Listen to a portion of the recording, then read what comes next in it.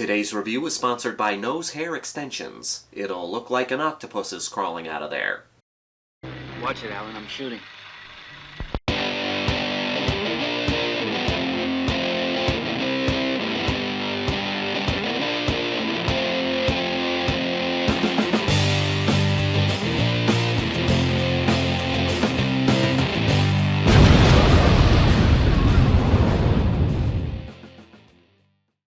Color Me Blood Red.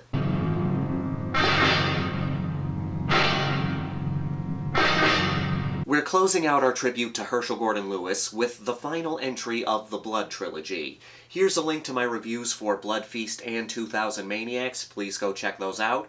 But today, we're looking at Color Me Blood Red. After the success of Blood Feast and 2000 Maniacs, Herschell Gordon Lewis and his producer David F. Friedman tried to make at least one gore movie a year. By making gore movies into a genre, they knew that these movies would be on top for a little while, and that would make them some money. So they made the third gore movie ever made, Color Me Blood Red.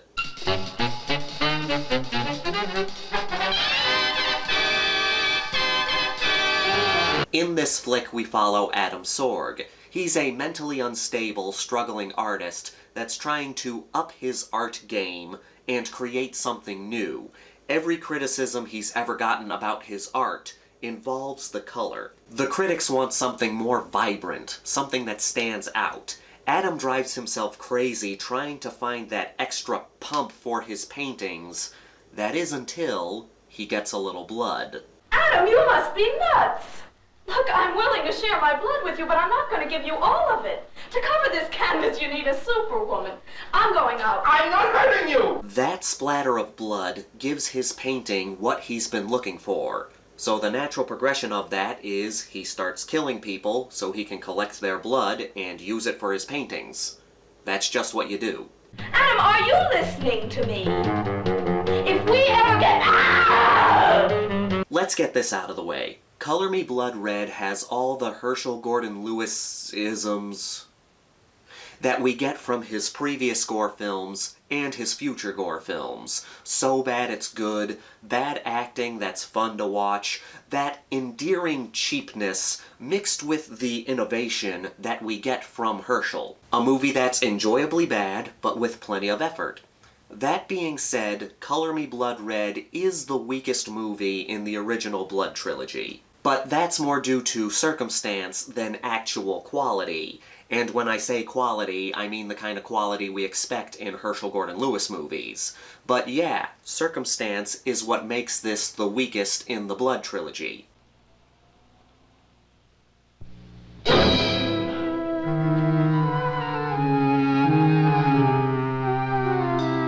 These movies came out in a 3-year time span. Blood Feast, 1963. 2000 Maniacs, 1964. Color Me Blood Red, 1965. Blood Feast, as cheesy and goofy as it is a groundbreaking movie in the horror genre. It was the first gore movie ever made, and it was a major stepping stone for gore effects.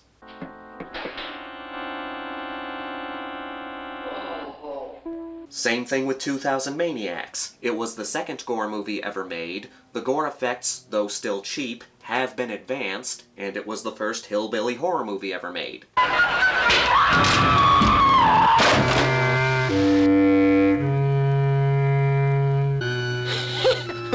Betcha I could pitch in them major leagues. Yeah. So you have Blood Feast and 2000 Maniacs, the movies that created two genres.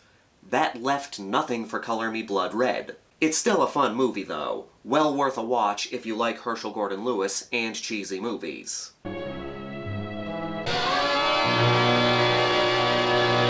Because it came out right after two groundbreaking movies, Color Me Blood Red lives in the shadows of the films that came before it. Plus, the kills are a step down from 2000 Maniacs. They're still fun and bloody, but there's less imagination. In Blood Feast, the kills were simple. Legs getting hacked off, brains getting cut out, we do have a tongue getting ripped out, but the reason that the kills in Blood Feast were so simple is because they were the first gore effects of their kind. They stood out because they were the first.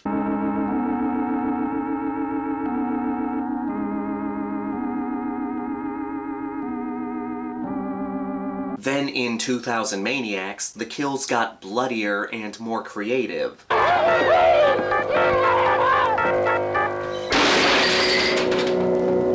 So you go from the fun, over-the-top kills of 2000 Maniacs to the simpler kills of Color Me Blood Red. It does take the movie down a little, especially when watching one movie after the other, but this movie still deserves credit for advancing gore effects. In the previous two movies, we never saw the point of contact when weapon meets body. We never saw the wound being made because the effects that Herschell was creating at that time were not capable of that yet.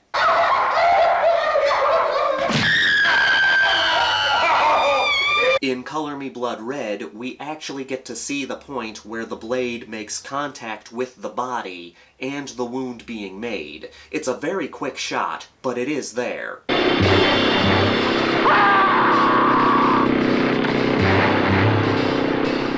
One of the first on-screen gore kills. What saves Color Me Blood Red is the story. What little story we actually get in Herschell Gordon Lewis movies.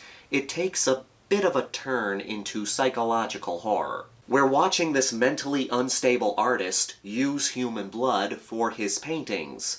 It's a descent into madness movie. That creates tension. You are going to be immortalized on a sword canvas whether you like it or not.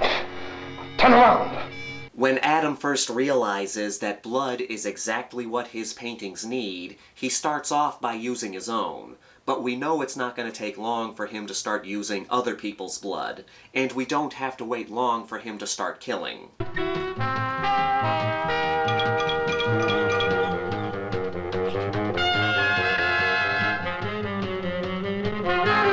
It's similar to Seymour in Little Shop of Horrors. His plant needs blood, so he starts off by giving it his own, but he eventually has to start feeding it other people.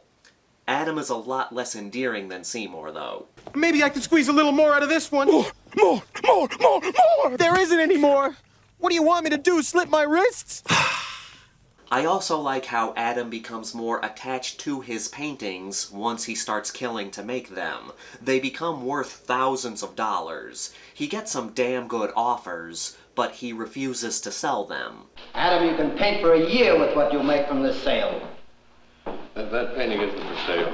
What? I said that painting isn't for sale! It's an interesting contrast from how he starts off at the beginning of the flick. He wants to make money off his paintings. As soon as murder makes his paintings worth money, he can't part with them. Color Me Blood Red is the weakest movie in the Gore trilogy, but it's still well worth a watch. It has everything you want from a Herschell Gordon Lewis gore flick, and it has enough interesting stuff to keep you entertained. Holy bananas! It's a girl's leg!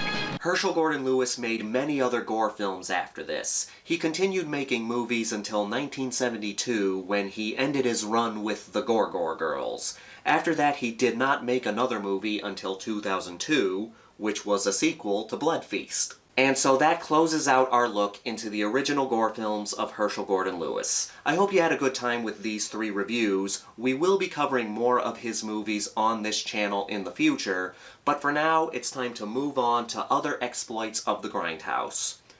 But before that, let's get to the Grindhouse Rankings. We've got a body count of 4, the same as 2000 Maniacs. The kills mostly consist of stabbings, but we do get a gruesome reveal of a body, and a very bloody gunshot kill. Sadly, the kills aren't as creative as in 2000 Maniacs, which is a shame, but the kills are still bloody and fun. I like that this movie takes a slight turn into psychological horror. It's still a cheesy exploitation horror movie, but the psychological angle helps to set it apart from the other 2 movies in the Blood Trilogy. Adam's descent into madness is what makes this movie watchable. We know he's going to start killing people for blood paint, and we don't have to wait long for him to start painting. It's also a unique plot, using blood for painting. That just works for me.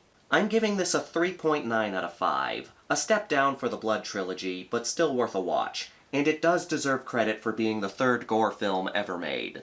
As always, I want to thank everyone for watching and supporting my channel. If you're new here, please subscribe and give this video a thumbs up if you like what I do here, or give it a thumbs down if you don't like what I do here. Leave a comment down below. What's your favorite movie in the Blood Trilogy? And while you're at it, give me some more suggestions for artist-based horror movies. I kinda like the idea of artist horror, and I want to see some more, so please, send some more my way. This is the Maniac, here to remind you that the Grindhouse will never die.